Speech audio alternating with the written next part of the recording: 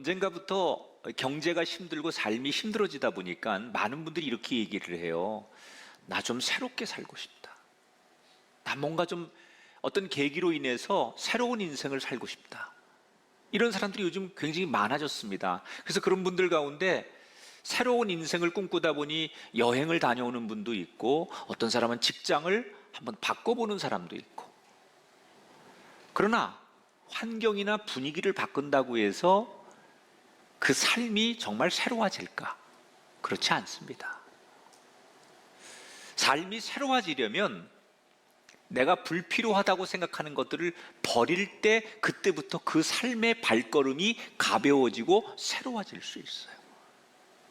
우리가 뭘 버려야만 우리 인생이 새로워질 수 있을까? 그걸 이야기해 주는 이야기가 오늘 성경 창세기 31장 후반부에 나옵니다. 자, 지난 시간에 야곱이 자기 장인 라반이 집을 비운 사이에 가족들과 종들과 재산을 가지고서 몰래 도망쳐 나온 이야기를 소개해 드렸습니다. 바로 그 다음부터 오늘의 성경 이야기가 시작되는데, 창세기 31장 21절 22절입니다. 그가 그의 모든 소유를 이끌고 강을 건너 길리앗산을 향하여 도망한 지 3일 만에 야곱이 도망한 것이 라반에게 들린지라. 야곱이 가족들을 데리고 도망친 지 3일 만에 라반이 돌아왔습니다. 그런데 집이 비어 있는 거예요. 보니까 그냥 빈 게 아니라 떠난 거예요. 엄청난 충격을 받고 배신감을 품게 됩니다. 그리고는 도대체 나 없는 사이에 뭔가를 훔쳐가는 건 없을까 해가지고 집안을 샅샅이 조사시킵니다. 그리고는 집안의 온 남자들을 다 동원해서 야곱을 추격하기 시작해요. 한글 성경에는 추격, 쫓아간다 라고 표현을 해놨지만 히브리어 원문에 보면 전쟁을 하는 사람처럼 쫓아갔다, 이런 단어가 등장합니다. 여러분, 전쟁이라는 건 뭡니까? 죽이는 거예요. 전쟁은 죽이러 가는 거예요. 그러니까 지금 라반이 야곱을 잡으러 가는데 어떤 마음으로 가느냐? 배신감에 죽여버리겠다, 전쟁터에 나가는 그런 비장한 마음으로 야곱을 잡으러 떠났다는 얘기예요. 야곱은 쫓아오는지 모르고 도망치는 거예요.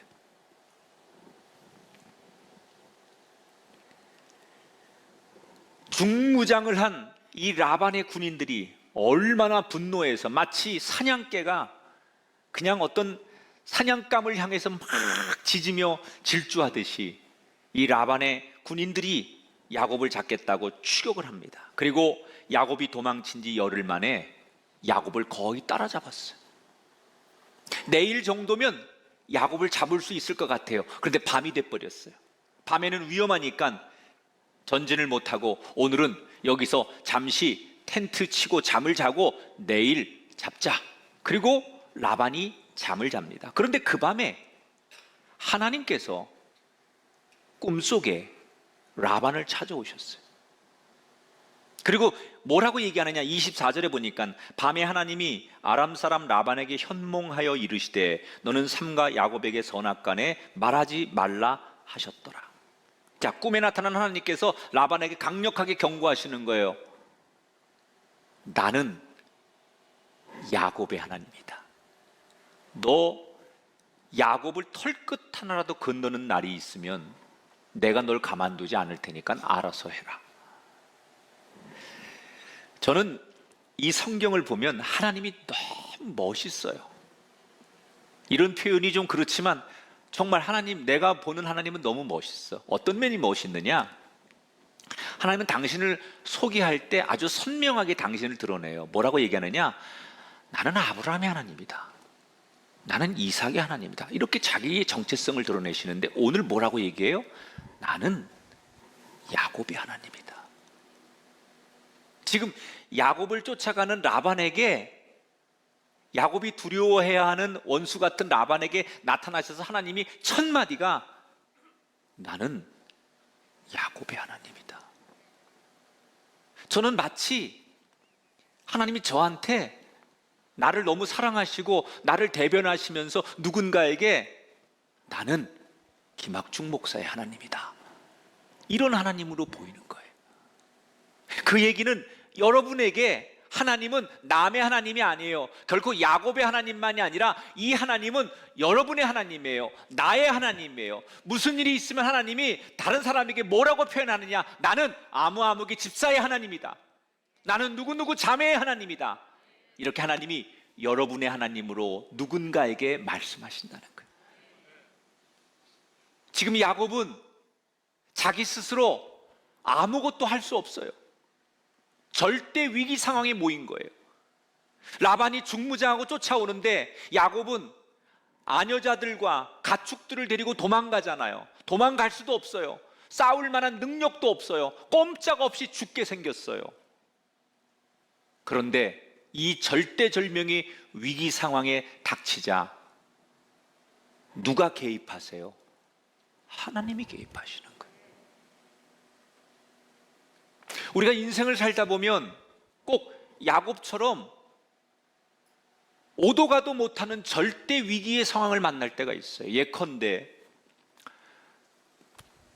여러분 가족들 중에나 여러분 자신이 의사조차도 죄송합니다, 더 이상 저희가 어떻게 치료해 드릴 수 없습니다, 아무것도 할 게 없어요. 우리가 경제적으로 부도가 났거나 어떤 어려움이 쌓였을 때 나는 아무것도 할 수 없어요. 그 밖에 우리 인생을 살다 보면 내가 아무것도 할 수 없는 절대 위기의 상황에 놓일 때가 있어요. 그럴 때 여러분 낙심하죠. 나는 말씀대로 기도하고 그리고 열심히 신앙생활 했는데 내가 지금 오도 가도 못하는 절대 위기를 만났을 때 여러분 누군가를 원망하게 돼 있어요. 그러나 절대 걱정하지 마십시오. 여러분들이 진짜로 아무것도 할 수 없는 그 상황이 되면 하나님께서 여러분의 사건과 인생 속에 친히 개입하셔서 우리를 지키실 줄 믿습니다. 지금 하나님이 우리에게 깊이 개입하시지 않는 건 우리가 할 수 있기 때문에, 네가 스스로 할 수 있고 너희들이 할 수 있기 때문에 하나님께서 우리에게 기회를 주시는 거예요. 그러나 정말 우리가 아무것도 할 수 없을 때는 하나님이 나의 자녀를 위해 직접 친히 개입하시고 역사하시는 하나님.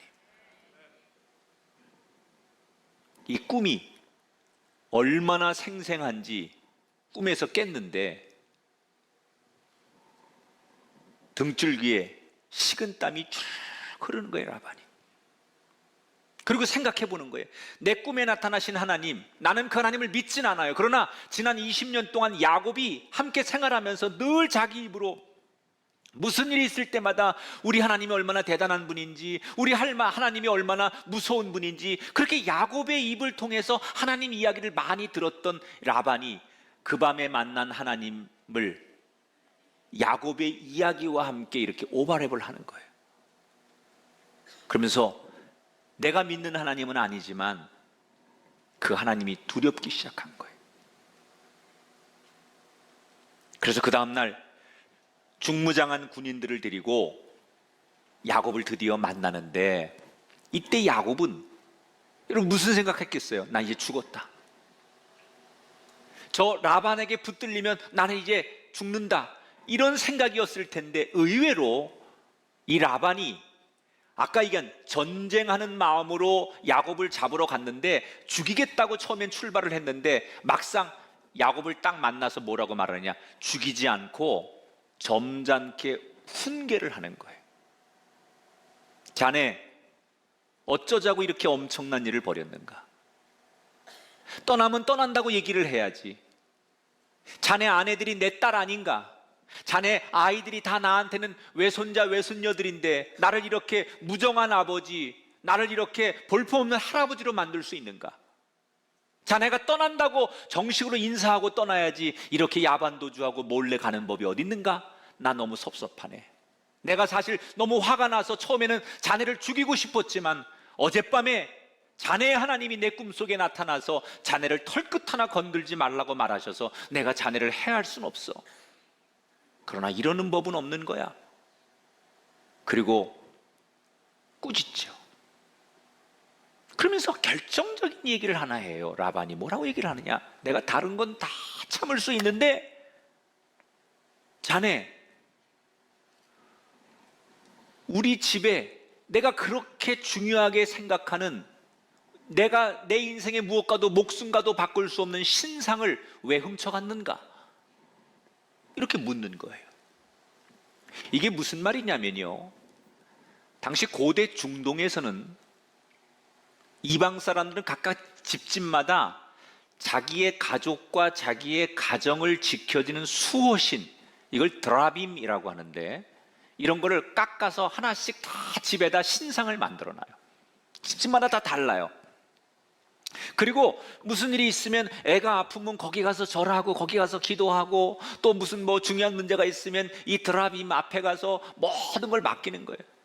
마치 옛날 우리 삼신할미 그런 것처럼, 우리 할머니들이 그랬던 것처럼 그런 미신 우상을 섬기는 드라빔이 있었는데, 이 라반에게도 이걸 너무너무 의지하고 이걸 중요하게 생각하는 거예요. 자기 가정을 지키는 수호신이니까 얼마나 귀하게 생각하고 신성하게 생각하겠어요.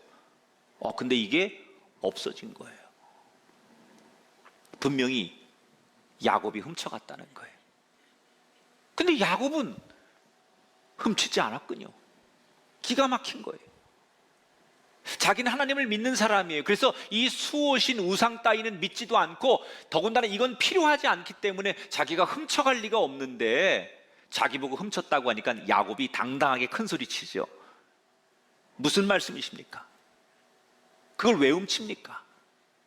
저희는 훔치지 않았습니다. 만약에 우리 중에 장인이 찾으시는 그 물건이 나오면 그가 누구라도 내가 먼저 죽이겠습니다 라고 야곱이 큰 소리를 칩니다.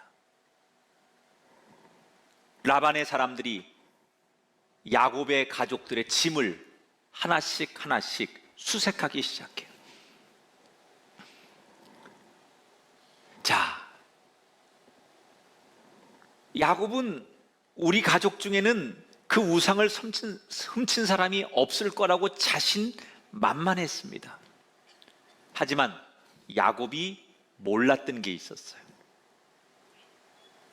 사실은 이 라반이 찾는 수호신을 훔친 사람이 있었습니다. 누굽니까?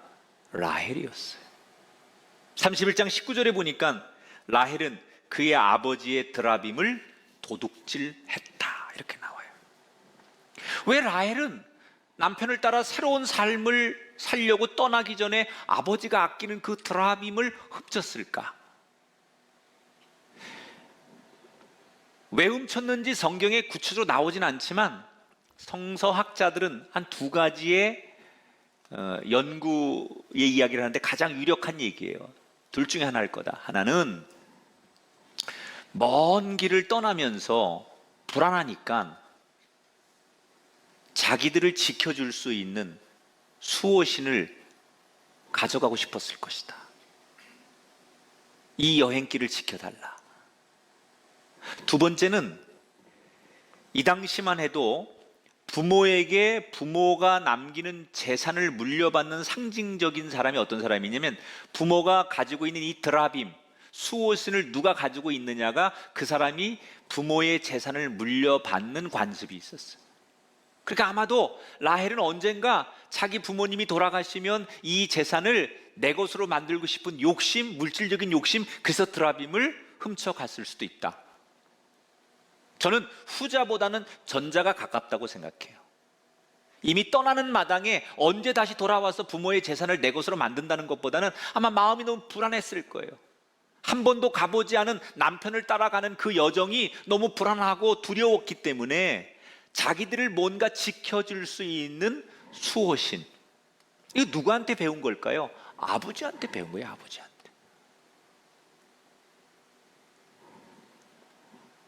재밌죠, 여러분? 마치 오늘날로 말하면 가정 예배를 드리면서 손으로 부적을 만지작 하는 그 모습하고 비슷해요. 어려운 상황이 되자 수호신을 의지하고 싶었던 이 라헬의 모습, 이건 어릴 때부터 아버지에게 배운 거예요. 아버지가 무슨 일만 있으면, 어려운 일만 있으면 그 수호신 앞에 가서 빌고 수호신 앞에 엎드리고, 이걸 늘 어린 딸이 보고서 자연스럽게 자기의 인생의 어려움이 오자 아버지처럼 수호신을 의지하는 거예요. 몸으로는 과거를 버리고 하나님이 원하시는, 하나님을 예배할 수 있는 그 땅으로 몸은 가고 있지만, 정작 자신의 영혼은, 자신의 마음속에는 옛날에 배운 과거의 껍질에 갇혀 있는 거예요. 이게 지금 야곱 일행을 죽음의 위기에 몰아넣는 거예요. 저는 이 말씀을 한참 동안 묵상하면서 제 안에 하나님이 저한테 이렇게 물으시는 것 같아요. 김 목사야, 네가 라헬을 비난할 수 있느냐? 네 안에는 라헬 같은 아직도 버리지 못한 건 없느냐? 이렇게 저한테 물으시는 것 같았어요. 아마도 오늘 이 설교를 듣는 모든 분들에게 하나님이 이 질문을 동일하게 하실지 모르겠어요. 우리가 예수를 믿는다고 오늘도 교회에 나와 앉아 있고, 예수 믿는 사람이라고 찬양도 하고, 나를 부르는 호칭도 다 집사님, 권사님, 장로님 이렇게 사람들이 불러요. 그러나 내 몸은 교회에 나와 앉아 있지만 여전히 내 마음속과 내 영혼에는 과거에 갇힌 사람이 이 안에 우리 가운데 얼마나 많은지 몰라요.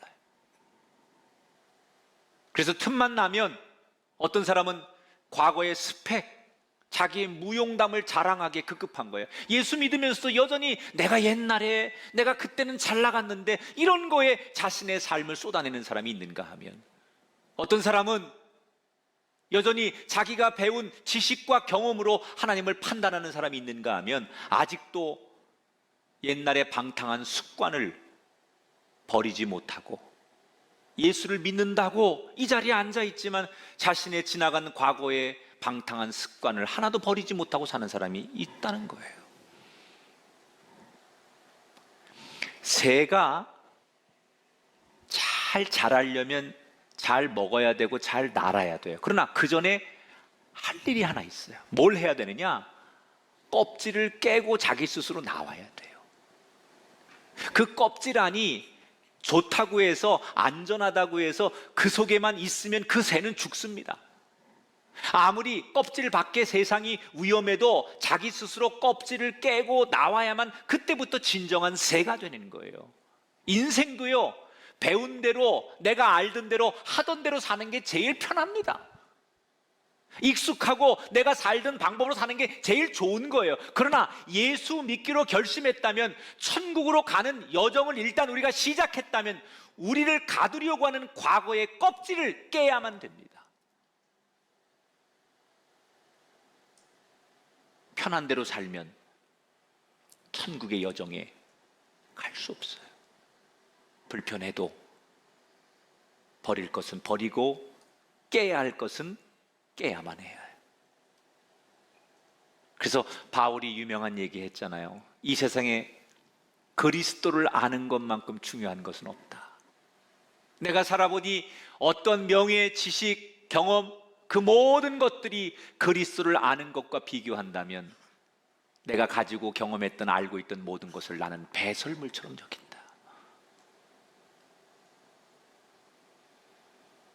여러분에게는 어떤 드라빔이 있습니까?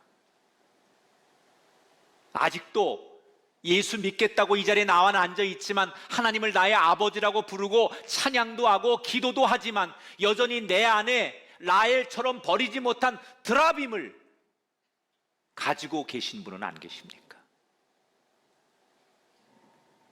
오늘 그 드라빔을 버릴 수 있게 되길 바랍니다.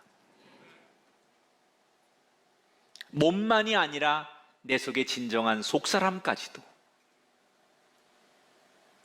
내 과거를 다 내려놓을 수 있는, 이 과거를 깨트릴 수 있는, 편안하고 익숙한 삶의 일부를 버릴 수 있는 결단과 용기가 있게 되기를 주님의 이름으로 축원합니다. 자, 이렇게 라반 일행들이, 야곱이 분명히 야곱의 일행 중에 누군가가 이 드라빔을 가져갔을 거라고 생각하고 수색을 하기 시작하는 거예요. 야곱부터 그의 자녀들, 자기 딸 레아, 축축축축 이제 몸을 다 짐을 뒤지는 거예요. 이때 가장 두렵고 떨리는 사람이 누굴까요? 이걸 훔친 라헬이겠죠. 자기는 걸리면 죽는 거예요. 라헬 차례가 점점점 다가옵니다. 이때 라헬이 기가 막힌 방법을 하나 생각해내죠.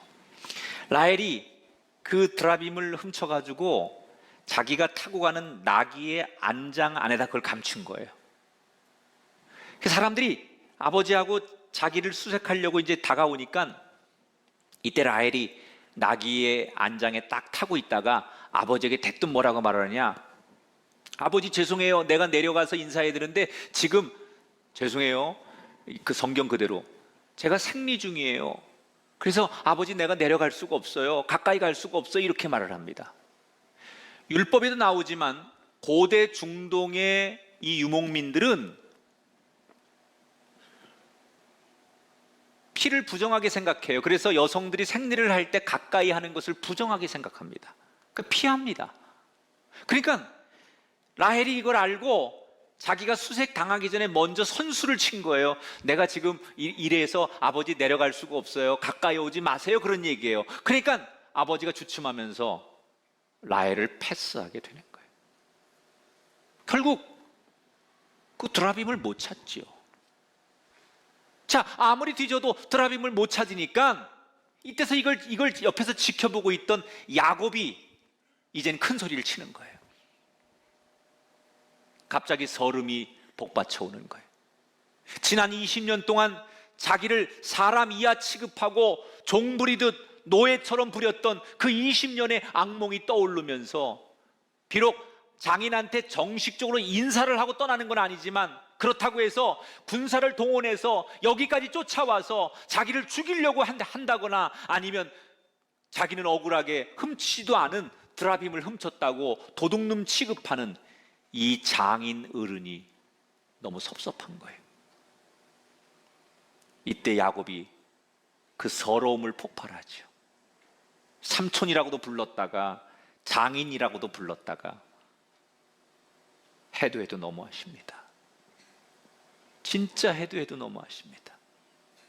그러면서 막 자기 서러움에 복받쳐 울면서 이 야곱이 라반에게 고백한 유명한 성경 구절 하나가 있어요. 이걸 보셔야 돼요. 42절 말씀 같이 한번 읽어보세요. 하나님이 내 고난과 내 손의 수고를 보시고 어젯밤에 외삼촌을 책망하셨나이다. 야곱이 뭐라고 말해요? 내가 삼촌 앞에 장인 앞에 지난 20년 동안 노예처럼 살고 억압과 고통 속에 살았지만 그 모든 내 고통과 고난을 내가 노력하는 걸 하나님은 다 보고 계셨다 그랬어요. 제가 왜 이 말씀을 딱 여러분에게 오늘 소개하느냐? 오늘 우리들 가운데 나는 믿음대로 정직하게 살려고 하는데 왜 이렇게 인생이 힘들고 나는 뭐가 잘 안 풀릴까 상처받고 아픈 분이 계시다면 오늘 이 말씀이 여러분에게 위로가 되고 치료가 되길 바랍니다. 하나님께서 여러분을 다 보고 계십니다. 억울하십니까?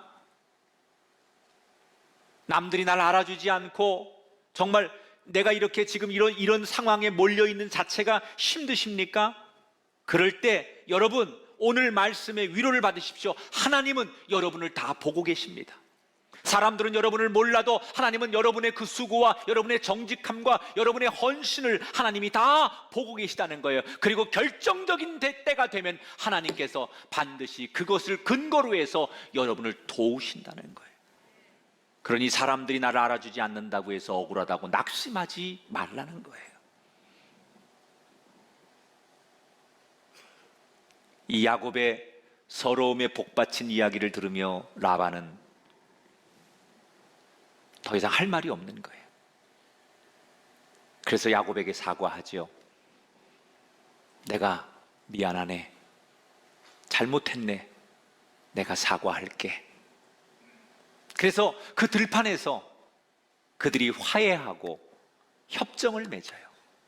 우리 지나간 모든 과거는 다 잊고, 자네 어차피 떠나는 거 내가 축복하고 떠날 테니 나를 용서하고 자네도 새 출발하게나, 다시는 우리 이런 문제로 서로 원망하지 않기로 하세. 그리고 거기서 약속을 해요.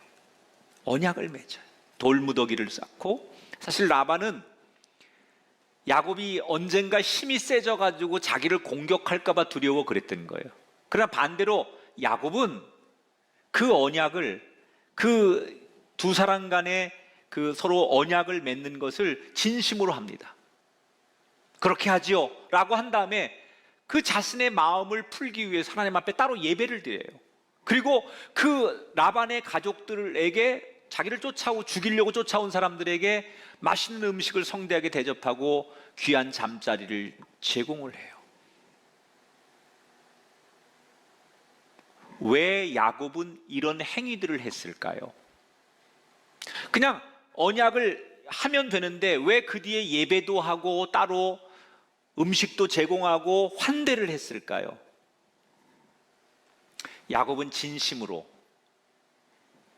지난 20년 동안에 하란 땅에, 특히 자기하고 불편했던 장인 라반과의 앙금을, 과거를 털고 가고 싶었던 거예요.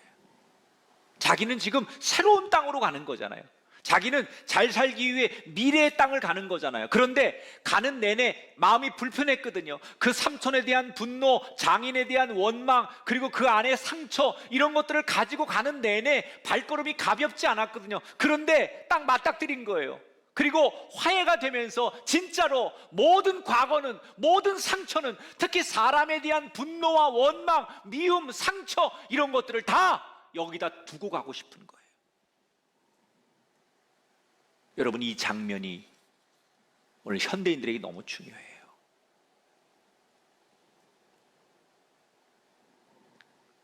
야곱이 그동안 당한 걸 생각하면 복수하고 싶은 마음이 당연한 거예요.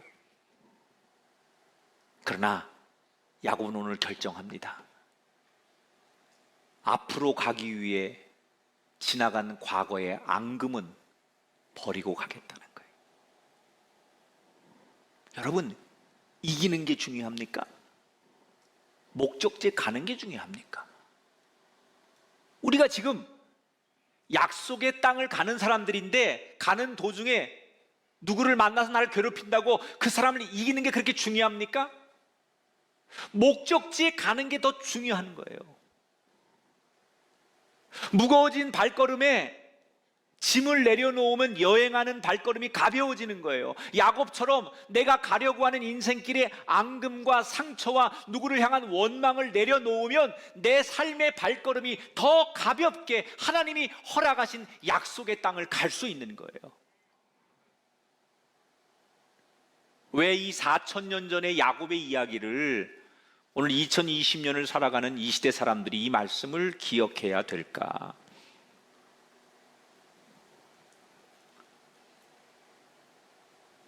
우린 예수를 믿는 순간 야곱처럼 천국을 여행하기 시작하는 거예요. 그런데 지금 우리의 발걸음은 어떻습니까? 혹시 천국을 향해 발걸음을 내디뎌놓고 누군가를 향한 원망, 그게 부모가 됐든 가족이 됐든 친구가 됐든 동료가 됐든 누군가에 대한 원망, 그 과거의 상처 때문에 여전히 몸부림치고 아직도 해결되지 않은 그 과거의 아픔 때문에, 그 찌꺼기 때문에 여전히 천국 여행을 하면서도 끓어오르는 복수심과 분노 때문에 힘겹게 한 걸음 한 걸음을 걷고 있는 여행자는 아니냐는 거예요. 우리가 지금 누구와의 경쟁에서 이기고 복수하는 게 중요한 게 아니에요. 진짜 중요한 것은 우리의 여정의 목적지인 천국에 가는 거예요. 천국에 도착하는 게 진짜 이기는 거 아니겠습니까? 그러므로 예수 믿고 천국 가는 여정을 시작하셨다면 우리의 발걸음을 무겁게 하는 모든 마음의 앙금들, 누군가를 향한 상처, 분노, 이런 걸 다 내려놓으시기 바랍니다. 오늘 어쩌면 하나님이 우리에게 주시는 마지막 기회일 수도 있어요. 언제까지 예수 믿은 지 언젠데 언제까지 그 과거의 발목에 붙들여서 아직도 누군가를 원망하고 누군가를 증오하고 여전히 거기에 머물러 있을 수 있느냐? 이제는 다 내려놓고 가벼운 걸음으로 내게로 오라. 가벼운 발걸음으로 이 천국을 향하여 달려가는 여행자들이 되시기를 주 이름으로 축원합니다. 성공하는 사람들은 공통점이 있어요. 버려야 할 때 잘 버린다는 거예요. 우리의 영혼도 잘 되려면 버려야 됩니다. 특히 나의 경험, 내가 공부했던 것, 내가 알았던 것, 내가 신념처럼 여겼던 것, 내 지식, 내 스펙, 내 과거의 자리, 자랑거리, 이 모든 껍질을 깨트리셔야 돼요. 내가 옛날에 어떤 사람인 줄 알아? 내가 잘 나갈 때 이런 사람이었고, 내가 이렇게 대단했던 사람이고, 한때 내가 이렇게 힘 있는 사람이었어. 아직도 그 과거의 껍질에서 깨어나지 못하는 사람이 있어요. 그 과거 껍질을 깨세요. 거길 뛰쳐나오세요. 여러분이 그 과거 껍질에서 깨어져 나올 때 하나님이 그때부터 여러분을 어미새처럼 우리를 먹이시고 돌보시게 될 줄 믿습니다. 마음의 앙금, 사람에 대한 섭섭함, 아니 복수심, 이거 내려놓는 순간 우리의 발걸음은 가벼워질 겁니다.